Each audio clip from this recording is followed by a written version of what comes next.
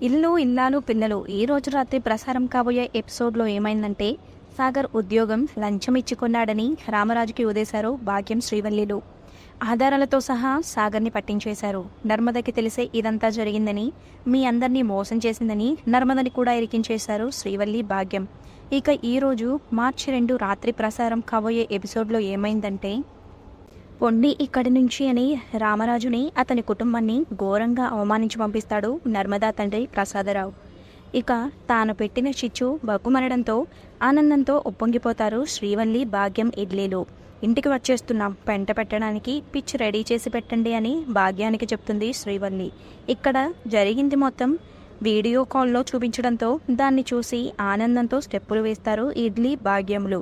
చిందులు ఎక్కువ అవ్వడంతో ఇడ్లీ గాడికి నడుము పట్టేసి కుర్రో ముర్రో అంటాడు. ఇక భాగ్యం అయితే వెదమనడుము పోతే పోయింది. ఇంత ఆనంద సమయాన్ని ఎంజాయ్ చేయకుండా ఎలా ఉంటాం? ఇది మామూలు విజయం కాదు, ఆ నర్మదపై విజయం. లేకపోతే నా బిడ్డపై చేయి లేపుతుందా? అసలు సినిమా ముందుంది. కాసేపట్లో ఆ నర్మదని ఊహించని విధంగా దెబ్బ కొడతాడు అని ఇడ్లీతో చెప్తుంది భాగ్యం. మరోవైపు విశ్వక్ ఫుల్లుగా తాగొచ్చి అమూల్యని బలాత్కారం చేయబోతాడు. అమూల్య గట్టిగా ప్రతిఘటిస్తుంది. ఈ విశ్వగాడి పట్టు ఏనుగు పట్టు, రావే అంటూ అమూల్యని అనుభవించాలని చూస్తాడు విశ్వక్. దాంతో అమూల్య సరిగ్గా సెంటర్లో తన్ని బాక్స్ బద్దలు చేస్తుంది. అనంతరం పీకి పేక్కి చున్నీ చుట్టేసి చింపేయడానికి ప్రయత్నిస్తుంది. ఇంకోసారి ఇలాంటి పిచ్చి పిచ్చి వేషాలు వేస్తే చంపేస్తా అని వార్నింగ్ ఇస్తుంది అమూల్య. దాంతో ఆ గదిలో నుంచి పారిపోతాడు పెద్ద మొగోడు విశ్వక్. మరోవైపు సాగర్ నర్మదా ఇంటికి రావడంతో వాయింపు స్టార్ట్ చేస్తుంది భాగ్యం. ఏమయ్యో నడిపిల్లాడు, నువ్వు కష్టపడి చదివి ఉద్యోగం తెచ్చుకున్నావంటే బోలెడంత సంతోషపడిపోయాం. ఇంతకీ డబ్బులు పెట్టుకున్నావా? అది కూడా వనజ వాళ్ళు ఇచ్చిన డబ్బుల్ని కొట్టేసుకున్నావా? మళ్ళీ వాటిని ఇవ్వడానికి నర్మదా పుట్టింటి వాళ్ళు పెట్టిన నగల్ని తాకట్టు పెడతావా?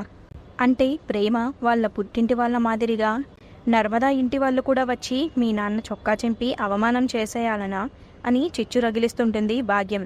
దానితో నర్మదా, పిన్ని, ఇది మీకు సంబంధం లేని విషయం, నోరు అదుపులో పెట్టుకోండి అని వార్నింగ్ ఇస్తుంది. దాంతో వేదవతి, ఏంటి అరుస్తున్నావు? ఆమె మాట్లాడిన దాంట్లో తప్పేముంది? మీ నాన్న మాట్లాడిన మాటలు కూడా అవే కదా. కోడలు నగలు తాకట్టు పెట్టి కొడుక్కి ఉద్యోగం కొన్నాడని మీ నాన్న ఈ ఏను గురించి అవమానంగా మాట్లాడలేదా? ఆ వనజ వచ్చి డబ్బుల గురించి గొడవ చేస్తుంటే వీడు ఆ డబ్బులతో ఉద్యోగం కొన్న విషయం తెలిసి కూడా తేలుకుట్టిన దొంగలా, ఏమీ తెలియని నంగనాచిలా ఎంత అమాయకంగా నటించావే అని దులిపేస్తుంది. అయ్యో అత్తయ్య, మీరు పొరపాడుతున్నారు.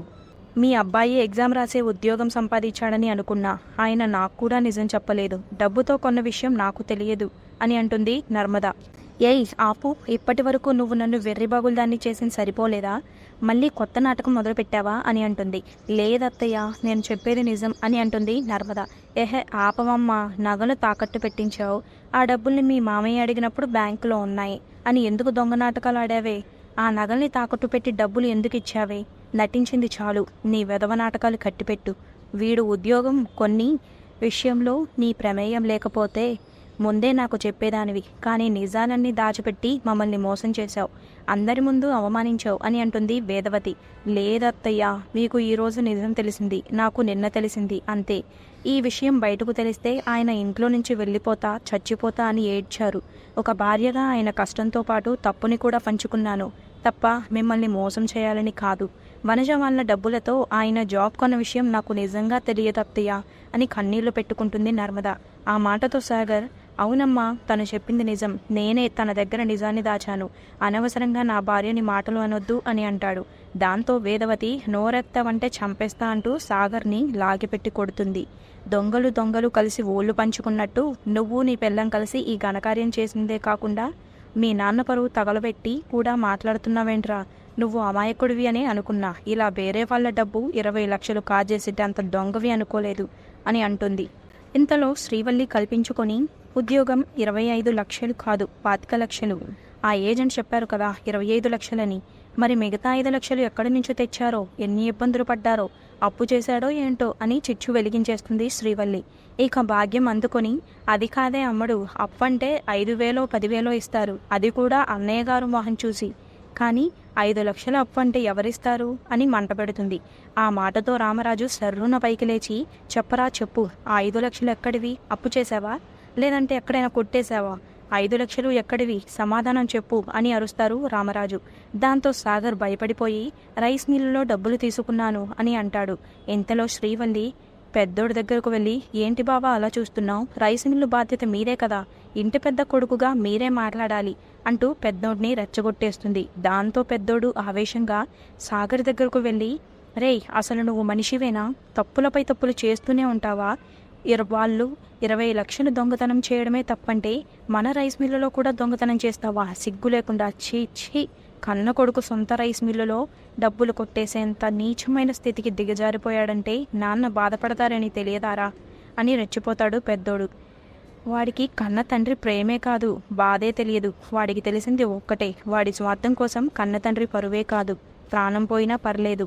లంచం తీసుకుని ఉద్యోగం కొనుక్కుంటావా, ఇప్పుడు లంచగొండి తండ్రి అనే బిరుదు కూడా ఇప్పిస్తావా, నిన్ను కన్న పాపానికి నువ్వు ఇచ్చే బహుమతి ఇదా, నా కొడుకులు కూలి పని చేసినా సంతోషమే, కానీ ఇలా లంచాలిచ్చి లంచం తీసుకుని ఉద్యోగం చేయడం అంటే నా తల తీసేసినట్టే, రేయ్ నడిపోడా, మానేరా ఆ ఉద్యోగం, ఇప్పుడే మానేరా అని అంటాడు.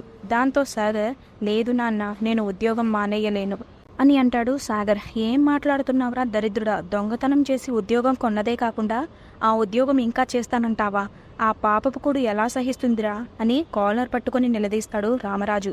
మీరు ఏం చేసినా సరే నేను ఉద్యోగం అయితే మానను అని తెగేసి చెప్తాడు సాగర్. దాంతో వేదవతి, ఏంట్రా మీ నాన్నకే ఎదురు చెప్తావా, మళ్ళీ చేయలేపుతుంది.